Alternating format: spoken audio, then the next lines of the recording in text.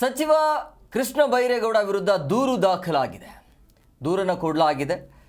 ರಾಜ್ಯಪಾಲರಿಗೆ ದೂರನ್ನು ಕೊಟ್ಟಿರುವಂಥದ್ದು ಸಾಮಾಜಿಕ ಕಾರ್ಯಕರ್ತ ದಿನೇಶ್ ಕಲ್ಲಹಳ್ಳಿಯಿಂದ ದೂರು ದಾಖಲಾಗಿದೆ.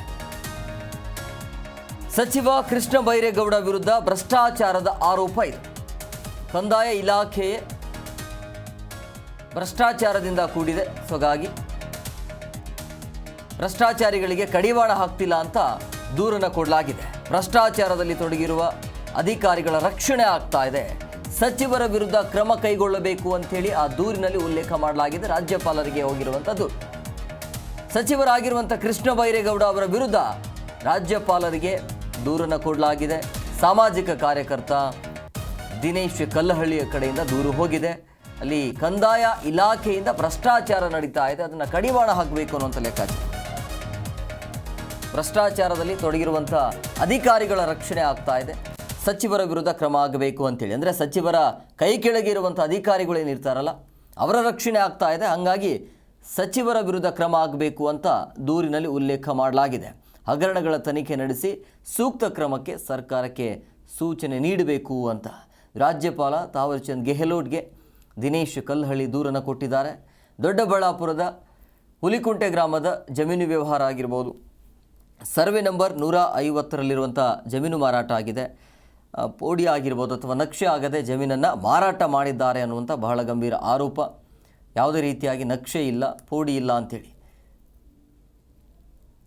ಸಾಗುವಳಿದಾರರು ಕಾನೂನು ಬಾಹಿರವಾಗಿ ಜಮೀನು ಮಾರಾಟವನ್ನು ಮಾಡಿದ್ದಾರೆ. ಇದೆಲ್ಲವೂ ಕೂಡ ತನಿಖೆ ಆಗಬೇಕು ಅಂತೇಳಿ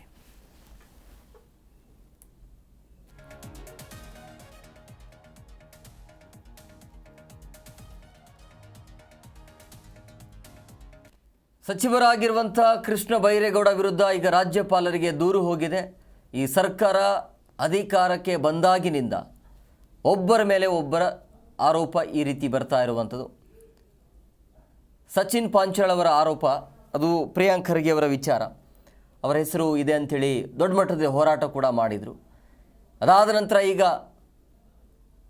ದಿನೇಶ್ ಕಲ್ಲಹಳ್ಳಿ ಮಾಡಿರುವಂಥ ಭಾಳ ಗಂಭೀರ ಆರೋಪ, ಕಂದಾಯ ಇಲಾಖೆಯಲ್ಲಿ ಅಧಿಕಾರಿಗಳ ರಕ್ಷಣೆ ಆಗ್ತಾ ಇದೆ ಅಂತೆ. ಆಮೇಲೆ ಸೈಟ್ ವಿಚಾರವಾಗಿ ಸಿದ್ದರಾಮಯ್ಯ ಅವರ ವಿರುದ್ಧ ಕೇಳಿ ಬಂದಿರುವಂಥ ಬಹಳ ಗಂಭೀರ ಆರೋಪ, ಅದು ಸೈಟ್ ವಿಚಾರವಾಗಿ. ಆಮೇಲೆ ವಕ್ಫ್ ವಿಚಾರ ಆಗಿರ್ಬೋದು, ಈ ಸರ್ಕಾರದ ಮೇಲೆ ಬಂದಿರುವಂಥ ವಿಚಾರ ಆರೋಪ. ಆಮೇಲೆ ವಾಲ್ಮೀಕಿ ನಿಗಮದಲ್ಲಿ ದೊಡ್ಡ ಮಟ್ಟದಲ್ಲಿ ವ್ಯವಹಾರ ಆಗಿದೆ ಅಂಥೇಳಿ ಅದನ್ನು ಸರ್ಕಾರ ಕೂಡ ಅದನ್ನು ಒಪ್ಕೊಳ್ತು. ಈಗ ಮತ್ತೊಂದು ಗಂಭೀರ ಆರೋಪವನ್ನು ಎದುರಿಸಬೇಕಾಗತ್ತೆ ಈ ಒಂದು ಸರ್ಕಾರ. ಕೃಷ್ಣ ಬೈರೇಗೌಡ ವಿರುದ್ಧ ಕೇಳಿ ಬಂದಿರುವಂಥ ಬಹಳ ಗಂಭೀರ ಆರೋಪ ಇದು. ಸಾಮಾಜಿಕ ಕಾರ್ಯಕರ್ತ ದಿನೇಶ್ ಕಲ್ಲಹಳ್ಳಿ ಕಡೆಯಿಂದ ದೂರು ಹೋಗಿದೆ ರಾಜ್ಯಪಾಲರಿಗೆ. ಕಂದಾಯ ಇಲಾಖೆಯ ಭ್ರಷ್ಟಾಚಾರಿಗಳಿಗೆ ಕಡಿವಾಣ ಹಾಕ್ತಿಲ್ಲ, ಸಚಿವರಿಗೆ ಕ್ರಮ ಕೈಗೊಳ್ಳಿ ಅಂತ.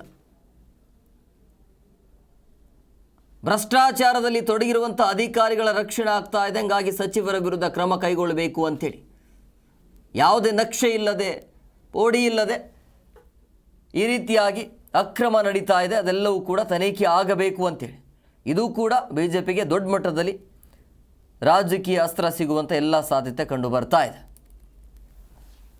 ಗ್ರಾಮಾಂತರ ಜಿಲ್ಲೆಯ ದೊಡ್ಡಬಳ್ಳಾಪುರ ತಾಲೂಕಿನ ಹುಲಿಕುಂಟೆ ಗ್ರಾಮದಲ್ಲಿರುವಂತಹ ಸರ್ವೆ ನಂಬರ್ 150ರಲ್ಲಿ ಸರ್ಕಾರಿ ಗೋಮಾಳ ಜಮೀನಿದೆ. ಈ ಗೋಮಾಳ ಜಮೀನನ್ನು ಸುಮಾರು ರೈತರಿಗೆ ಹಂಗಾಮಿ ಸಾಗುವಳಿ ಮೂಲಕ ಮಂಜೂರು ಮಾಡಲಾಗಿತ್ತು. ಸುಮಾರು 10 ಎಕರೆಗೂ ಹೆಚ್ಚು ಸರ್ಕಾರಿ ಗೋಮಾಳ ಜಮೀನನ್ನು ದೊಡ್ಡಬಳ್ಳಾಪುರ ಉಪವಿಭಾಗಾಧಿಕಾರಿಗಳಾದಂತಹ ಶ್ರೀಮತಿ ದುರ್ಗಾಶ್ರೀಯವರು ಮತ್ತು ತಹಶೀಲ್ದಾರ್ ವಿದ್ಯಾ ವಿಭಾ ರಾಥೋಡ್ ಅವರು ಕಾನೂನು ಬಾಹಿರವಾಗಿ ಖಾತೆ ಮಾಡಲಿಕ್ಕೆ ಆದೇಶ ಮಾಡಿದ್ದಾರೆ. ದೊಡ್ಡಬಳ್ಳಾಪುರ ಎಸಿ ಅವರಾದಂತಹ ಶ್ರೀಮತಿ ದುರ್ಗಾಶ್ರೀ ಅವರು ತಮ್ಮೆಲ್ಲ ಕಾನೂನುಗಳನ್ನು ಮತ್ತು ನಿಯಮಾವಳಿಗಳನ್ನು ಮೀರಿ ಸರ್ಕಾರಿ ಗೋಮಾಳ ಜಮೀನನ್ನು ಪುಲ್ವಿತ್ ಡೆವಲಪರ್ಸ್ ಇವರಿಗೆ ಕಾನೂನು ಬಾಹಿರವಾಗಿ ಖಾತೆ ನಡವಳಿಯನ್ನು ನಡೆಸಿದ್ದಾರೆ. ಇದರ ಬಗ್ಗೆ ನಾನು ಈಗಾಗಲೇ ಬೆಂಗಳೂರು ಗ್ರಾಮಾಂತರ ಜಿಲ್ಲಾಧಿಕಾರಿಗಳಿಗೆ ಒಂದು ಸವಿರವಾಗಿ ದೂರು ನೀಡಿದ್ದೆ. ಜಿಲ್ಲಾಧಿಕಾರಿಗಳು ಕೂಡ ಯಾವುದೇ ಕಾನೂನು ಕ್ರಮ ಕೈಗೊಳ್ಳದೆ ಈ ಅಧಿಕಾರಿಗಳ ಜೊತೆ ಒಂದು ಶಾಮೀಲಾಗಿದ್ದಾರೆ. ನಾನು ಈ ಪ್ರಕರಣದ ಬಗ್ಗೆ ಈ ರಾಜ್ಯದ ಗೌರವಾನ್ವಿತ ಕಂದಾಯ ಮಂತ್ರಿಗಳಾದಂತಹ ಕೃಷ್ಣ ಬೈರೇಗೌಡರಿಗೂ ಕೂಡ ಒಂದು ಸವಿರವಾಗಿ ದೂರನ್ನು ಕೊಟ್ಟು ಇಡೀ ಪ್ರಕರಣದಲ್ಲಿ ಸರ್ಕಾರ ಜಮೀನನ್ನೇ ಉಳಿಸುವಂತ ಕೆಲಸ ಆಗಬೇಕು. ಸರ್ಕಾರದ ಸುಮಾರು ಕೋಟ್ಯಾಂತರ ರೂಪಾಯಿ ಜಮೀನು ಖಾಸಗಿಯವರ ಪಾಲ ಪಾಲಾಗ್ತಾ ಇದೆ. ಈ ಪ್ರಕರಣದ ಬಗ್ಗೆ ಉನ್ನತ ಮಟ್ಟದ ತನಿಖೆಗೆ ಆದೇಶ ನೀಡಬೇಕಂತೇಳಿ ನಾನು ಮಾನ್ಯ ಕಂದಾಯ ಮಂತ್ರಿಗಳಿಗೆ ಒಂದು ದೂರನ್ನು ಇಮೇಲ್ ಮೂಲಕ ಒಂದು ದೂರನ್ನು ನೀಡೋದ್ರ ಮೂಲಕ ಒಂದು ದೂರು ನೀಡಿದ್ರು ಕೂಡ ಮಾನ್ಯ ಕಂದಾಯ ಸಚಿವರಾದಂತ ಶ್ರೀ ಕೃಷ್ಣ ಬೈರೇಗೌಡರು ಈ ಬಗ್ಗೆ ಮತ್ತಷ್ಟು ಮಾಹಿತಿ ನೀಡ್ತಾರೆ ನಮ್ಮ ಪ್ರತಿನಿಧಿ ರಾಜಪ್ಪ ಫೋನ್ ಸಂಪರ್ಕದಲ್ಲಿದ್ದಾರೆ. ರಾಜಪ್ಪ, ಈಗ ಕೃಷ್ಣ ಬೈರೇಗೌಡ ವಿರುದ್ಧ ಕೇಳಿ ಬಂದಿರುತ್ತೆ ಬಹಳ ಗಂಭೀರ ಆರೋಪ ಇದು, ದೂರನ್ನು ಕೂಡ ಕೊಡಲಾಗಿದೆ. ಈ ಪ್ರಕರಣ ಎಲ್ಲಿಯ ತನಕ ಹೋಗಬಹುದು? ಸೊ ಬಿಜೆಪಿಗೆ ಮತ್ತೊಂದು ಅಸ್ತ್ರ ಸಿಕ್ಕದಂಗೆ ಇದು. ಎಂ ಕುಮಾರ್, ಇದು ಏನು ಸಚಿವ ಕೃಷ್ಣ ಬೈರೇಗೌಡ ವಿರುದ್ಧ ದೂರನ್ನು ನೀಡಲಾಗಿದೆ. ದೊಡ್ಡಬಳ್ಳಾಪುರದ ಹುಲಿಕೋಟೆ ಗ್ರಾಮದ ಜಮೀನು ಸಂಬಂಧಪಟ್ಟಂತೆ ಇದು ಪ್ರಕರಣ. ಇದರಲ್ಲಿ ರಾಜ್ಯಪಾಲರಿಗೆ ದಿನೇಶ್ ಕಲ್ಲಳ್ಳಿ ದೂರನ್ನು ನೀಡಿದ್ದಾರೆ. ಪೋಡಿ ನಕ್ಷೆಯನ್ನು ಆಗಿದ್ದಾನೆ, ಜಮೀನು ಮಾರಾಟ ಮಾಡಿದ್ದಾರೆ. ಈ ಒಂದು ಪಲ್ಜಿತ್ ಡೆವಲಪರ್ ಅಂತ ಕಂಪನಿಗೆ ಇದನ್ನು ಮಾರಾಟ ಮಾಡಿರುವಂತದ್ದು. ಇದು ಸ್ಥಳೀಯ ತಹಶೀಲ್ದಾರ್ ಮತ್ತು ಉಪವಿಭಾಗಾಧಿಕಾರಿಗಳ ಮೇಲೆ ಆರೋಪ ಮಾಡಿಬಿಟ್ಟು ಕಂಪ್ಲೇಂಟ್ ಕೊಟ್ಟಿದ್ದಾರೆ.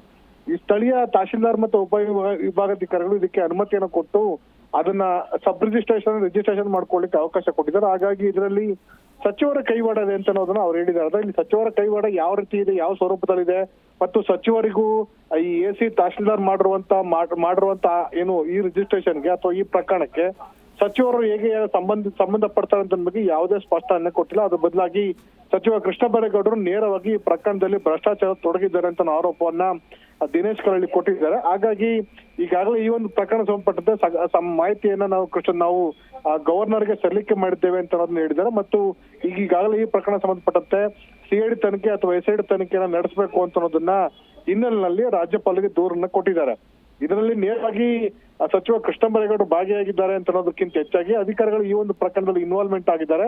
100 ಕೋಟಿ ಬೆಲೆ ಬಾಳುವಂತ ಆಸ್ತಿಯನ್ನ ಈ ರೀತಿ ಮಾರಾಟ ಮಾಡ್ಲಿಕ್ಕೆ ಅವಕಾಶ ಕೊಟ್ಟಿರೋದು ತಪ್ಪಾಗಿದೆ. ಹಾಗಾಗಿ ಸರ್ಕಾರ ಕ್ರಮವನ್ನು ಕೈಗೊಳ್ಳಬೇಕು ಅಂತ ಒಂದು ಮನವಿಯನ್ನು ಕೊಟ್ಟಿದ್ದಾರೆ. ಎರಡನೇದಾಗಿ ಸರ್ಕಾರ ಕ್ರಮ ಕೈಗೊಳ್ಳೋ ಜೊತೆಗೆ ಅಧಿಕಾರಿಗಳ ವಿರುದ್ಧನೂ ಕ್ರಮ ಕೈಗೊಳ್ಳಬೇಕು ಮತ್ತು ಇಂಥ ಭ್ರಷ್ಟಾಚಾರಕ್ಕೆ ಸಚಿವರು ಸಹಕಾರ ನೀಡ್ತಾ ಇದ್ದಾರೆ.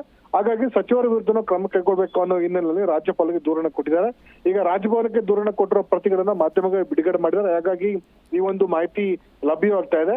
ಅದ್ರ ರಾಜ್ಯಪಾಲರು ಯಾವ ಕ್ರಮಗಳನ್ನು ಕೈಗೊಳ್ತಾರೆ ಮತ್ತು ಈ ಒಂದು ಪ್ರಕರಣದಲ್ಲಿ ಏನು ಜಮೀನು ಮಾರಾಟ ಮಾಡಿರುವಂತದ್ದು ಪೋಡಿ ಇರ್ಬೋದು ಅಥವಾ ಜಮೀನು ಸರ್ವೆ ಆಗಿದೆಯಾ ಇಲ್ವಾ ಅಂತ ಬಗ್ಗೆ ದಾಖಲಾತಿಗಳನ್ನ ದಿನೇಶ್ ಕಲ್ಲಳ್ಳಿ ಯಾವ್ದೆಲ್ಲ ದಾಖಲಾತಿಗಳು ಇವೆ ಅಂತ ಅನ್ನೋದನ್ನ ಅವರು ರಾಜ್ಯಪಾಲರಿಗೆ ಸಲ್ಲಿಕೆ ಮಾಡ್ಬೇಕಾಗತ್ತೆ. ಮತ್ತು ಈ ಪ್ರಕರಣದಲ್ಲಿ ಎಲ್ಲೇ ತಪ್ಪಾಗಿದೆ ಇಲ್ಲ ಅನ್ನೋದನ್ನ ಬಗ್ಗೆನೂ ಸಹ ಅವರು ಸ್ಪಷ್ಟನೆ ಕೊಡ್ಬೇಕಾಗತ್ತೆ. ಈ ಒಂದು ಪ್ರಕರಣ ಸಂಬಂಧಪಟ್ಟಂತೆ ಈಗ ಮತ್ತೆ ಅವರು ಲೋಕಾಯುಕ್ತಗೂ ಸಹ ದೂರನ್ನ ಕೊಡ್ತೇವೆ, ಇಡೀ ಪ್ರಕರಣ ತನಿಖೆ ನಡೆಸಿ ಆ ಮೂಲಕ ಈ ಒಂದು ಖಾಸಗಿ ಕಂಪನಿಗೆ ಲಾಭ ಮಾಡಿಕೊಟ್ಟುವಂತ ಪ್ರಕರಣದಲ್ಲಿ ಸಚಿವರ ಪಾತ್ರ ಇದೆ ಅಂತ ಸಾಬೀತು ಮಾಡ್ಬೇಕಾಗತ್ತೆ. ಹಾಗಾಗಿ ಈ ಪ್ರಕರಣ ಇನ್ನೂ ಸಹ ಆರಂಭಿಕ ಹಂತದಲ್ಲಿವೆ. ಸಚಿವರ ಮೇಲೆ ಕೊಟ್ಟುವಂತ ದೂರ ಇರ್ಬೋದು, DC ಮತ್ತೆ ACR ಮೇಲೆ ಕೊಟ್ಟಿರುವಂತ ಅಪರಾಧಗಳಿರ್ಬೋದು, ಅವೆರಡೂ ಪ್ರಕರಣಗಳ ದಾಖಲಾತಿಗಳನ್ನ ಅವರು ತನಿಖೆ ಮೂಲಕ ಕೊಟ್ಟು ಅಥವಾ ಆ ತನಿಖೆಯಿಂದ ಸಾಬೀತಾಗಬೇಕಾಗತ್ತೆ. ಹಾಗಾಗಿ ಇನ್ನೂ ಸಹ ಈ ಪ್ರಕರಣ ತನಿಖಾ ಹಂತದಲ್ಲಿ ಅಥವಾ ಇನ್ನು ರಾಜ್ಯಪಾಲರ ಹಂತದಲ್ಲಿದೆ. ಮುಂದಿನ ದಿನಗಳಲ್ಲಿ ರಾಜ್ಯಪಾಲರು ಯಾವ ಕ್ರಮ ಕೈಗೊಳ್ತಾರೆ ಅಂತ ಅದನ್ನ ಕಾದು ನೋಡ್ಬೇಕಾಗಿದೆ. M Kumar, yes, okay, thank you Rajappa ನಿಮ್ಮೆಲ್ಲ ಡೀಟೇಲ್ಸ್ಗಾಗಿ. ನಡವಳಿಯನ್ನು ನಡೆಸಿದ್ದಾರೆ. ಇದರ ಬಗ್ಗೆ ನಾನು ಈಗಾಗಲೇ ಬೆಂಗಳೂರು ಗ್ರಾಮಾಂತರ ಜಿಲ್ಲಾಧಿಕಾರಿಗಳಿಗೆ ಒಂದು ಸವಿರವಾಗಿ ದೂರು ನೀಡಿದ್ದೆ. ಜಿಲ್ಲಾಧಿಕಾರಿಗಳು ಕೂಡ ಯಾವುದೇ ಕಾನೂನು ಕ್ರಮ ಕೈಗೊಳ್ಳದೆ ಈ ಅಧಿಕಾರಿಗಳ ಜೊತೆ ಒಂದು ಶಾಮೀಲಾಗಿದ್ದಾರೆ. ನಾನು ಈ ಪ್ರಕರಣದ ಬಗ್ಗೆ ಈ ರಾಜ್ಯದ ಗೌರವಾನ್ವಿತ ಕಂದಾಯ ಮಂತ್ರಿಗಳಾದಂಥ ಕೃಷ್ಣ ಬೈರೇಗೌಡರಿಗೂ ಕೂಡ ಒಂದು ಸವಿರವಾಗಿ ದೂರನ್ನು ಕೊಟ್ಟು ಇಡೀ ಪ್ರಕರಣದಲ್ಲಿ ಸರ್ಕಾರ ಜಮೀನನ್ನೆಲ್ಲ ಉಳಿಸುವಂತ ಕೆಲಸ ಆಗಬೇಕು. ಸರ್ಕಾರದ ಸುಮಾರು ಕೋಟ್ಯಾಂತರ ರೂಪಾಯಿ ಜಮೀನು ಖಾಸಗಿಯವರ ಪಾಲಾಗ್ತಾ ಇದೆ. ಈ ಪ್ರಕರಣದ ಬಗ್ಗೆ ಉನ್ನತ ಮಟ್ಟದ ತನಿಖೆ ಆದೇಶ ನೀಡಬೇಕಂತೇಳಿ ನಾನು ಮಾನ್ಯ ಕಂದಾಯ ಮಂತ್ರಿಗಳಿಗೆ ಒಂದು ದೂರನ್ನು ಇಮೇಲ್ ಮೂಲಕ ಒಂದು ಜಿ ಕನ್ನಡ ನ್ಯೂಸ್ ಈಗ ನಿಮ್ಮ ಮನೆಯಲ್ಲೇ ನೋಡಿ. ಎಲ್ಲ ಕೇಬಲ್ಗಳಲ್ಲಿ ಈಗ ಲಭ್ಯ. ನಿಮ್ಮ ನೆಚ್ಚಿನ ಜಿ ಕನ್ನಡ ನ್ಯೂಸ್ ಈಗ ಸನ್ ಡೈರೆಕ್ಟ್ ನಲ್ಲಿ number 292, Tata play number 1664, Jio TV number 1334, NXT digital number 30, in cable number 30, city networks 51, U digital number 162, GTPL number 17, Rockline telecommunications number 42, Shri Basaveshwara cable number 168, rural cable network 60, Vinayaka digital 57, Abhishek cable 821, city channel 53, Siddeshwara cable network 57, V4 digital Infotech 628, Surya digital networks 53, Gajanan digital number 836, Malnad infotech private limited number 56, metrocast number 830, victory digital number 167ರಲ್ಲಿ ನೋಡಿ ಆನಂದಿಸಿ.